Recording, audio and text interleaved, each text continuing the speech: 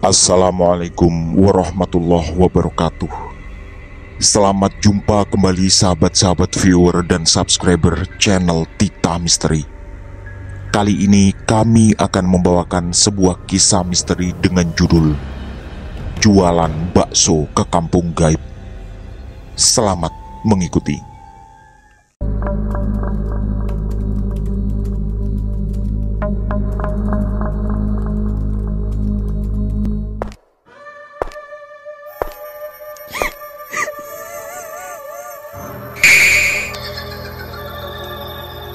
Jangan pernah mengikuti kisah ini sendirian. Sragen 1987. Kehidupan memang berjalan tidak mudah bagi Siswanto. 3 tahun sejak lulus SMP, dia tak punya kegiatan tetap selain nongkrong dengan teman-temannya yang bisa dibilang tidak bermanfaat. Hanya terkadang bisa mendapat uang dari hasil kerja serabutan. Dia lebih banyak menjadi beban bagi orang tuanya. Sebagai anak tunggal, Siswanto tentu adalah harapan satu-satunya. Tapi dengan kondisi yang serba terbatas, tak banyak pula yang bisa dilakukannya. Sampai suatu saat, Siswanto duduk termenung. Kedua orang tuanya sudah semakin tua, dan sebagai anak, dia harus bisa lebih dewasa. Akan konyol kalau terus-terusan menjadi beban beliau berdua, apalagi bapaknya yang mulai sakit-sakitan, karena dari dulu terbiasa kerja keras dengan mengandalkan tenaga. Siswanto pun terfikir sebuah ide, yaitu berdagang bakso keliling. Itulah kisah singkat awal mula dia menjual bakso seperti yang dijalani saat ini. Tapi kegiatan yang tampaknya sederhana itu ternyata sama sekali tak mudah. Seringkali baksonya tidak habis dan bahkan masih banyak. Mungkin total keuntungan dan kerugian cukup berimbang jika dihitung-hitung selama 3 minggu berjualan bakso. Ada lagi yang membuatnya terkejut, walau Siswanto tak benar-benar percaya bahwa konon ada beberapa penjual bakso di zaman itu yang mempunyai semacam jimat penglaris untuk mendapat pelanggan. Tapi Siswanto tak mau ikut-ikutan tenggelam dalam cara berpikir konyol seperti itu. Walau hanya lulusan SMP, tapi dia bisa berpikir logis. Setelah 3 minggu berjualan dan merasa sulit berkembang, dia pun mencoba jalur baru yang tentunya lebih menguras tenaga, yaitu berjualan di desa sebelah yang agak jauh dari kampungnya karena terpisah areal sawah yang cukup luas. Awalnya dia agak takut karena ada satu dusun di sana yang terkenal angker. Tapi seingat Siswanto, cerita tentang keangkerannya sudah cukup lama tak terdengar. Kalau tidak salah, cerita-cerita menyeramkan dari sana terakhir didengarnya ketika dia masih SD. Walau sudah lama tak berkunjung ke daerah sana, Siswanto harus nekat. Apalagi malam itu kabarnya ada acara pernikahan yang cukup ramai dan katanya akan ada pertunjukan dangdut lokal di sana. Siswanto pun yakin semuanya akan aman tentang makhluk gaib karena pasti akan banyak orang. Sekitar jam 8 malam, Siswanto baru mendorong gerobaknya. Memang dia agak terlambat karena setelah Isya tadi ada undangan acara selamatan di rumah salah satu tetangga. Seperti biasa, jalanan yang dilewatinya cukup sunyi. Akses ke dusun tersebut memang paling mudah dari jalur sebelah yang lebih dekat jalan raya. Dan pasti kebanyakan orang yang akan menonton dangdutan akan lewat sana. Siswanto sendiri belum benar-benar tahu di mana titik lokasi acara.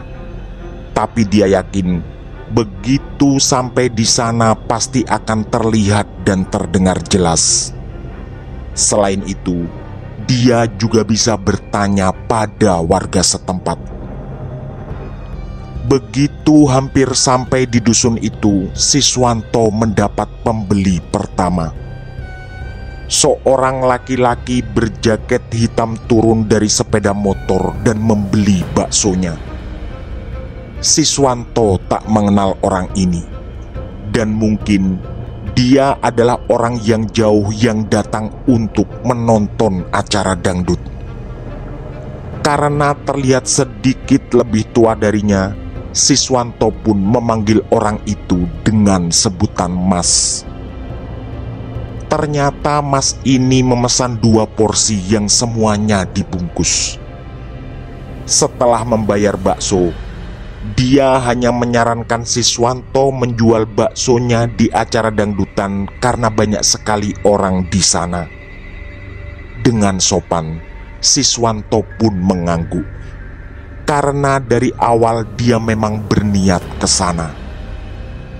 Setelah sekitar 200 meter mendorong lagi gerobaknya, Siswanto sampai di gerbang kecil yang tertulis nama dusun itu. Tak jauh dari sana, ada sebuah pertigaan. Siswanto ingat betul, kebanyakan rumah ada di jalur belok ke kanan dan nanti ada tikungan lagi ke kiri. Tapi suara riuh justru terdengar dari arah satunya, yaitu belokan ke kiri. Walau sudah lama tak kesini, Siswanto masih ingat bahwa di arah situ memang ada beberapa rumah, dan dia menduga di sanalah acara dangdutan diadakan. Dengan penuh harap baksonya akan laris, Siswanto pun berbelok ke kiri. Sisa-sisa hujan tadi malam membuat jalanan itu cukup becek. Tapi tentu saja, ini sama sekali tak boleh jadi halangan. Otak Siswanto lalu mulai bernostalgia. Dulu ketika masih SD, dia sering lewat jalan ini terutama ketika mengejar layang-layang yang putus. Mungkin sudah 6 atau 7 tahun dia tak pernah melewati jalan ini lagi. Dan mungkin pula sudah ada perubahan tentang model dan banyaknya rumah di kawasan ini. Hampir sama dengan jalur sebelahnya, beberapa meter setelah belok ke kiri ada tikungan ke kanan. Dan di sanalah baru berjejer beberapa rumah penduduk. Suara riuh terdengar semakin dekat, dan Siswanto makin berharap di acara dangdutan ini dia bisa mendapat keuntungan besar. Begitu sampai di tikungan, ternyata ada persimpangan lagi. Siswanto berusaha mempertajam ingatannya tentang kawasan ini, dan ternyata memang sudah banyak perubahan. Kalau tidak salah, pernah terdengar pula beberapa warga di sini yang cukup sukses setelah menjadi TKI di Malaysia. Karena mulai terlihat sorot lampu di arah sebelah kiri, Siswanto pun melintasi jalan sempit itu. Baru membelokkan gerobaknya, tiba-tiba ada seorang gadis muda yang berteriak, "Bakso, Mas!" Siswanto pun berbinar. Ini adalah pembeli kedua yang semoga diikuti pembeli ketiga, keempat, dan seterusnya. Begitu melihat wajah manisnya dari dekat, Siswanto tertarik untuk bertanya di mana rumah gadis ini. Sang gadis selalu menjawab bahwa rumahnya ada di dekat tempat acara dangdutan yang tidak jauh lagi. Siswanto membungkuskan bakso karena lagi-lagi pembeli kali ini minta seporsi yang dibungkus. Ketika Siswanto hampir selesai menuangkan bakso ke plastik, ada yang sedikit mengganggunya.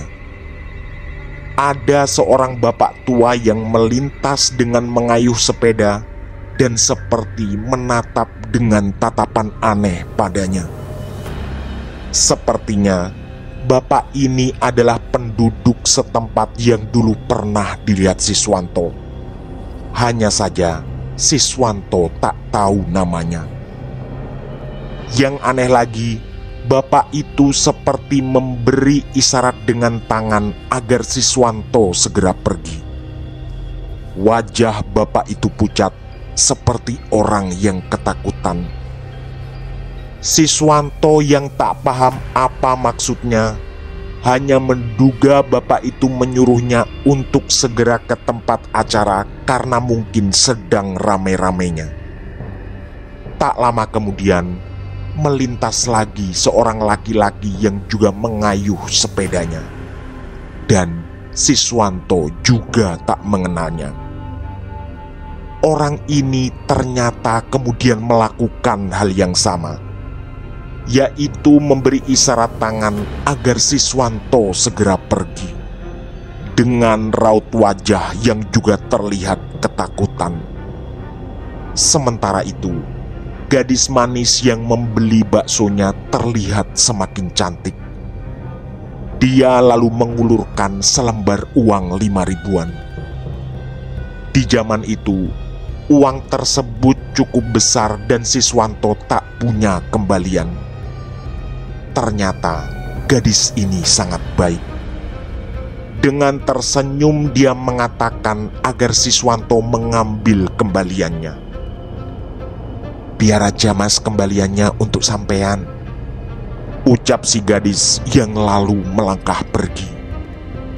Siswanto pun tersenyum setelah berkali-kali mengucapkan terima kasih tanpa memperhatikan lagi ke arah mana gadis itu berjalan. Siswanto lalu meneruskan mendorong gerobaknya. Tak lama kemudian, tibalah dia di kerumunan orang yang sangat ramai. Yang tadi didengarnya malam ini adalah acara resepsi pernikahan. Ada lagi yang membuat Siswanto sangat senang. Dari beberapa pedagang yang ada di sisi sebelah timur kerumunan tempatnya berhenti, tak ada satupun yang menjual bakso. Dia pun yakin akan banyak pembeli malam ini.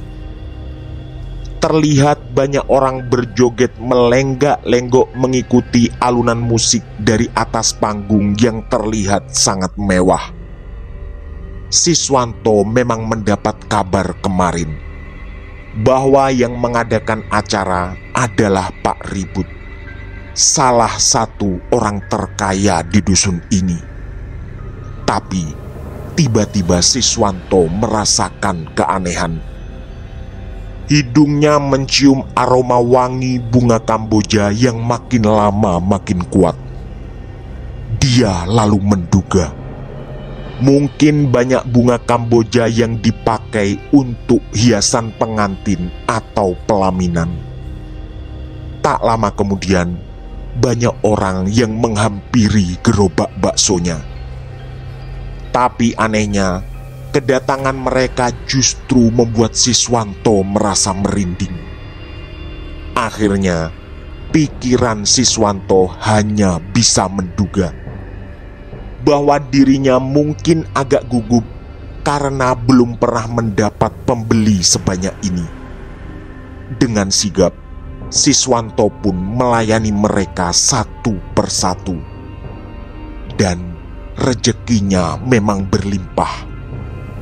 Bahkan ada 3 orang yang tak mau mengambil uang kembalian. Dalam waktu hanya sekitar 1 jaman, baksonya pun ludes. Ini juga yang kebetulan, atau lebih tepatnya aneh. Begitu baksonya habis, Tak ada satupun yang terlihat berusaha menghampiri gerobaknya. Rasanya tak masuk akal jika semua orang tahu dari kejauhan bahwa baksonya telah habis. Siswanto pun memeriksa panci besar, dan yang tersisa di sana hanya tinggal kuah bakso. Artinya, dagangannya benar-benar sudah habis terjual. Siswanto pun berniat pulang karena kebetulan dia tak terlalu suka dengan keramaian. Dan lagi, dia harus mempersiapkan daging untuk berjualan besok. Siswanto kemudian berjalan mendorong gerobaknya ke arah pulang. Begitu sampai di jalan persimpangan tadi, dia pun menghentikan langkah. Tempat acara sudah semakin jauh, dan dia berniat istirahat sebentar sambil menghitung uang jualan. Begitu dia memeriksa tas kain tempat menyimpan uang, tiba-tiba suara acara berhenti total. Lalu, suasana berubah menjadi sangat sunyi, dan yang terdengar hanyalah suara jangkrik dan sesekali burung malam. Siswanto pun terkejut. Bersamaan dengan itu, kondisi juga tiba-tiba menjadi gelap. Tak ada lagi sorot lampu yang tadi banyak terdapat di panggung. Di titik ini, Siswanto mulai terfikir sesuatu, atau lebih tepatnya, mulai ketakutan. Firasatnya semakin tidak nyaman ketika dia sadar bahwa pohon di dekat dia menghentikan gerobak bakso adalah pohon Kamboja. Siswanto lalu teringat bahwa itu adalah tanaman khas pekuburan. Dalam kondisi tubuh gemetar, kaki Siswanto merasa terantuk sesuatu. Begitu dia menunduk, samar-samar terlihat sesuatu berwarna putih. Dan semakin terlihat jelas bahwa itu adalah sebuah pusara. Siswanto membalikkan badan sambil berharap masih ada acara tadi.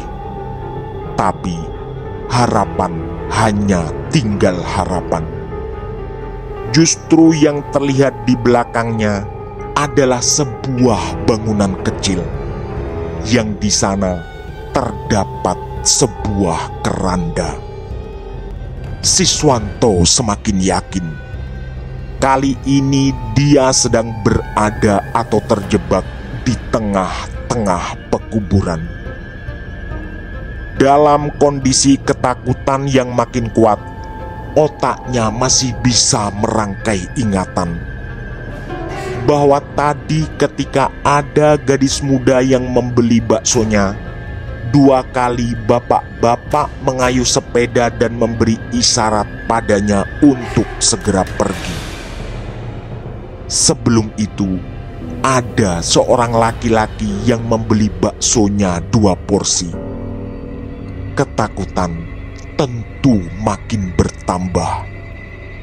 Jangan-jangan 2 pembelinya tadi bukanlah manusia.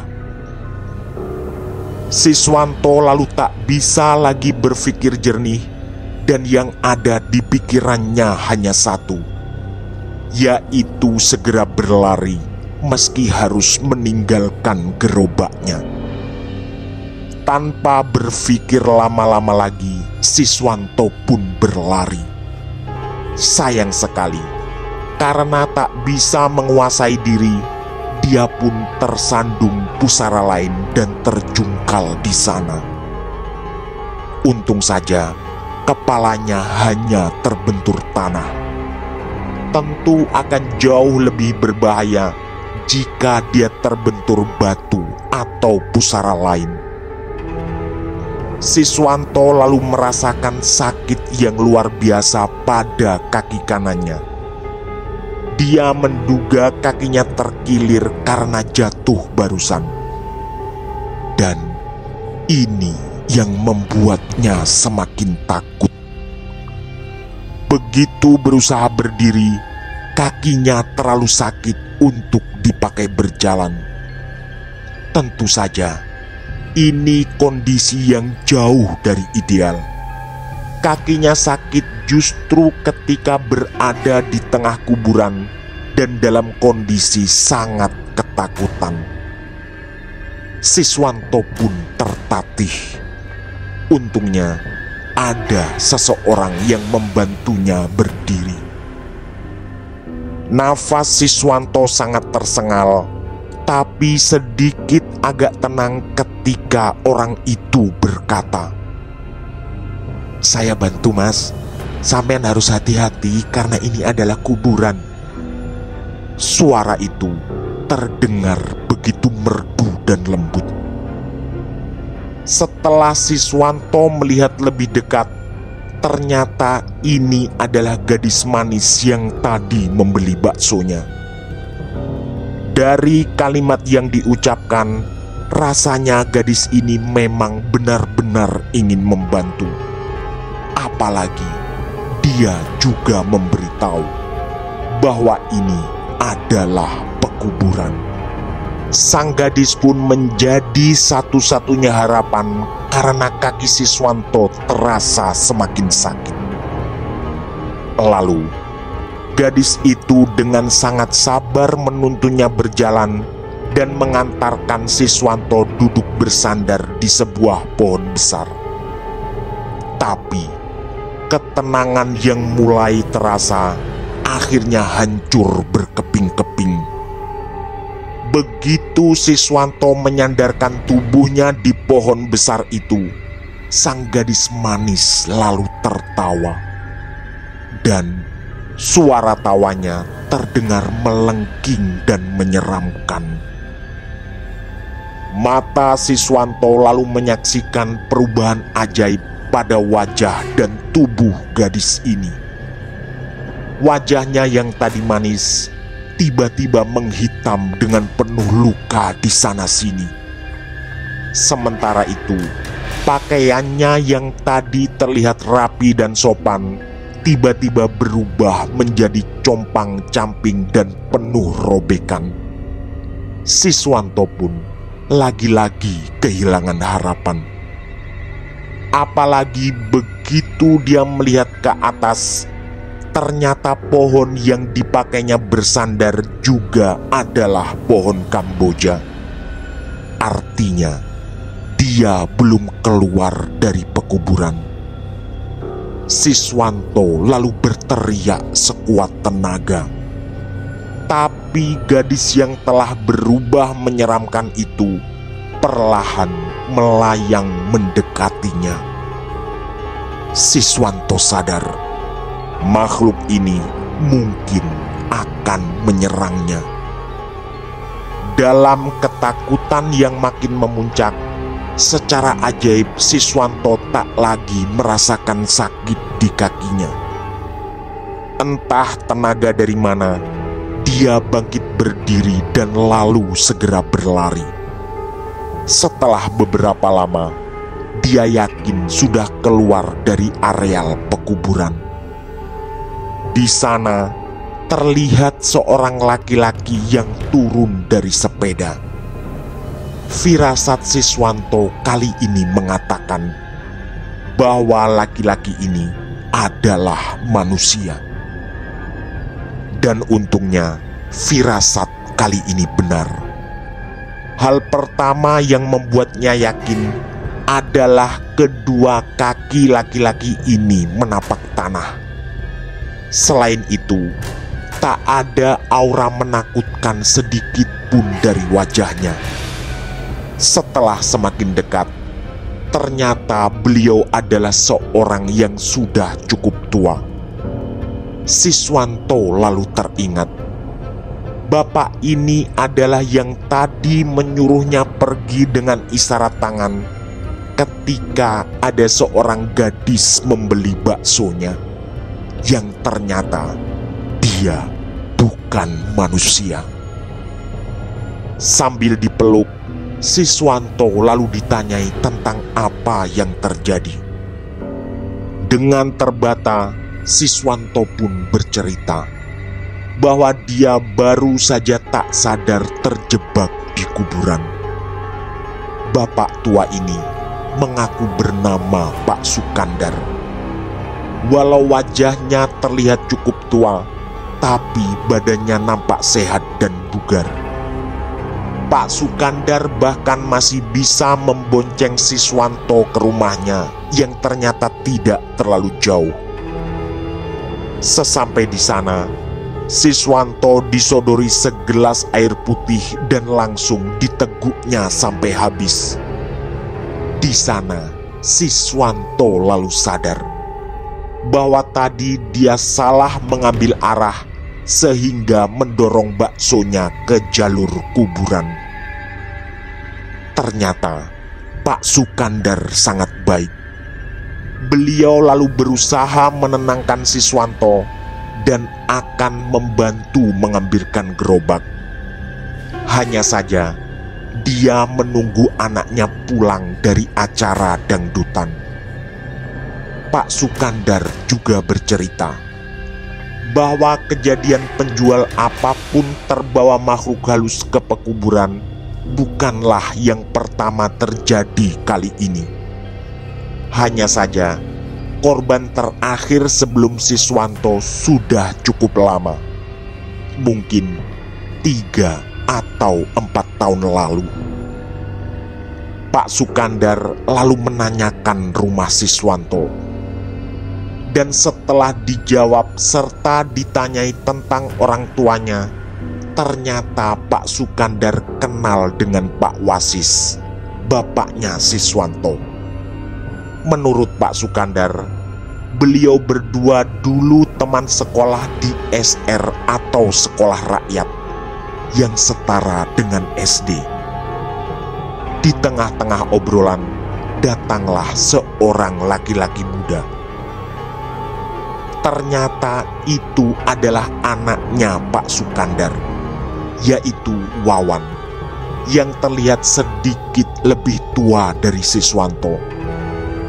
Karena Siswanto memang jarang bermain terlalu jauh, dia tak mengenal Wawan sama sekali. Akhirnya, karena Pak Sukandar tahu Siswanto masih ketakutan, beliau ditemani Wawan berangkat ke pekuburan untuk mengambilkan gerobak bakso Siswanto. Siswanto tentu saja merasa tidak enak. Tapi dengan tersenyum, Pak Sukandar mengatakan bahwa dia masih sangat pucat dan lebih baik beristirahat dulu dengan ditemani Bu Lastri, istri Pak Sukandar. Sekitar 10 menit kemudian, datanglah Pak Sukandar bersama Wawan dengan mendorong gerobak Siswanto. Siswanto pun berkali-kali mengucapkan terima kasih. Lagi-lagi ada yang aneh. Ternyata baksonya masih banyak dan terlihat hanya berkurang sedikit dibandingkan ketika tadi dia berangkat. Siswanto lalu terfikir sesuatu. Dia segera memeriksa tas uang yang dia taruh di laci bagian atas gerobaknya. Di sana, dia menemukan uang 600 rupiah dan daun-daun kering yang memenuhi tas itu. Dia lalu berusaha berpikir dan menemukan sebuah kemungkinan yang menurutnya paling besar, bahwa dari semua pembelinya, satu-satunya yang manusia adalah laki-laki pembeli pertama tadi. Karena uang yang ada hanya 600 dan itu adalah harga 2 porsi baksonya. Artinya, semua pembeli di acara tadi serta gadis manis yang tiba-tiba berubah menyeramkan pastilah makhluk halus yang sedang menyamar. Sebagai rasa terima kasih, Siswanto lalu mempersilahkan Pak Sukandar, Wawan dan ibunya untuk memakan bakso dan tentu saja menggratiskannya. Awalnya mereka semua menolak, tapi Siswanto terus memaksa dengan alasan bantuan mereka jauh lebih berharga, bahkan jika semua bakso dipancinya habis. Malam itu, Siswanto juga ikut makan bakso. Lalu, Pak Sukandar pergi keluar sebentar dan ternyata beliau memberitahu para tetangga bahwa ada penjual bakso di rumahnya. Syukurnya, beberapa tetangga lalu membeli bakso Siswanto. Walau tentu secara hitung-hitungan dia tetap rugi karena masih banyak sisa bakso, tapi minimal dia tak pulang dengan tangan kosong. Mereka pun lalu terlibat obrolan seru dan menarik, terutama tentang masa lalu Pak Sukandar dan bapaknya Siswanto. Di tengah-tengah obrolan, Wawan pamit keluar lagi karena katanya ingin lanjut ke acara dangdutan yang ternyata dilangsungkan di sisi dusun itu sebelah barat, yang lagi-lagi beda jalur dengan yang tadi diambil Siswanto. Berkali-kali Siswanto mengucapkan terima kasih atas bantuan Pak Sukandar, dan berkali-kali pula Pak Sukandar memintanya untuk berhati-hati, terutama di malam hari di dusun ini. Karena kata beliau, memang dulu banyak sekali cerita beredar tentang keangkeran, terutama pekuburan yang tadi Siswanto terbawa ke sana. Tak terasa, malam semakin larut, dan ajaibnya, Siswanto sama sekali tak merasakan sakit lagi di kakinya. Dia pamit pulang dan Pak Sukandar lagi-lagi menawarkan untuk mengantar. Tapi karena tidak enak, Siswanto pun dengan sopan menolak. Apalagi perasaannya sudah jauh lebih tenang dan dia sangat yakin bahwa gangguan seperti tadi tak akan terjadi lagi. Pak Sukandar lalu menitipkan salam pada bapaknya Siswanto sebelum dia benar-benar pulang. Syukurnya perjalanan pulang termasuk lancar, walau sempat ada sedikit rasa takut selama perjalanan. Tak ada gangguan apapun dan Siswanto sampai di rumahnya. Ternyata bapaknya belum tidur dan terlihat menikmati kopi di ruang tamu. Siswanto pun menyampaikan salam dari Pak Sukandar dan tak lupa menceritakan pengalaman menyeramkan barusan. Pak Wasis, bapaknya Siswanto, lalu terlihat menyetujui cerita tersebut. Kata beliau, dulu memang sering terdengar cerita-cerita angker dari dusun itu, walau beberapa tahun terakhir sudah tak pernah terdengar lagi. Lalu beliau juga mengatakan bahwa dulu ketika Pak Wasis masih kecil, di sana ada seorang wanita cantik bernama Ratmi yang ternyata membawa sebuah kisah menyedihkan. Dia ditemukan meninggal dengan tali tergantung di leher di belakang rumahnya. Spekulasi yang beredar saat itu, dia dihamili oleh anak seorang pejabat yang tidak mau bertanggung jawab, sampai akhirnya Ratmi memutuskan untuk mengakhiri hidupnya sendiri. Sontak, Siswanto pun teringat gadis manis yang tadi membeli baksonya. Walau baru kali ini mendengar cerita tentang Ratmi dan tak pernah melihat wajahnya, tapi Siswanto menduga mungkin yang tadi membeli baksonya adalah sosok itu, yaitu makhluk halus yang menyerupai Ratmi. Karena Siswanto yakin orang yang sudah meninggal dengan sebab apapun tak mungkin bisa mengganggu ke alam manusia. Waktu pun berjalan dan tahun demi tahun berlalu. Di tahun 2022 atau 35 tahun kemudian, Siswanto yang sering dipanggil Pak Siswanto berhenti di sebuah warung kopi di dusun itu. Sejak menikah, dia memang sering melewati dusun ini karena kebetulan untuk ke desa istrinya memang harus lewat sini. Ketika sedang memesan kopi, datanglah dua orang pemuda yang sepertinya juga ingin ngopi. Karena Pak Siswanto sudah cukup tua, mereka pun menyapa dengan gerakan penuh hormat. Pemuda yang dua orang itu lalu mengobrol dan bercanda tawa. Di tengah-tengah obrolan, mereka tiba-tiba berdebat tentang sebuah kisah mistis yang entah siapa yang mengawali. Kata salah satu dari mereka, konon dulu ada seorang tukang bakso yang dibawa masuk ke perkampungan gaib yang ternyata adalah kuburan. Temannya yang satu lalu bersungut-sungut dan terlihat menolak. Karena menurutnya hal seperti itu tidaklah masuk akal.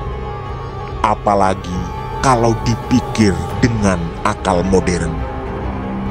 Mereka terus berdebat dan tak ada satupun yang mengalah. Pemuda yang satu merasa percaya bahwa cerita itu benar, karena bukan hanya satu atau dua orang yang pernah menceritakannya. Sedangkan satunya lagi kekeh menolak karena menganggap cerita seperti itu pasti dibuat-buat. Hanya saja ada satu yang mereka tidak tahu, bahwa tokoh utama dalam cerita yang sedang mereka perdebatkan adalah yang duduk di samping mereka dan sama-sama memesan kopi. Pak Siswanto pun hanya tersenyum dalam hati selama perdebatan dua pemuda itu, sebelum dia membayar kopi dan lalu menaiki sepeda motornya pulang. Tamat. Demikian kisah misteri dari kami jualan bakso ke kampung gaib. Semoga kisah ini cukup menemani sahabat semua. Mohon maaf apabila terdapat kesalahan dalam pemilihan atau penuturan kata. Kami dari tim Titah Misteri mengucapkan terima kasih. Dan wassalamualaikum warahmatullahi wabarakatuh. Pesan saya, jangan bercermin sendirian di tengah malam. Sampai jumpa.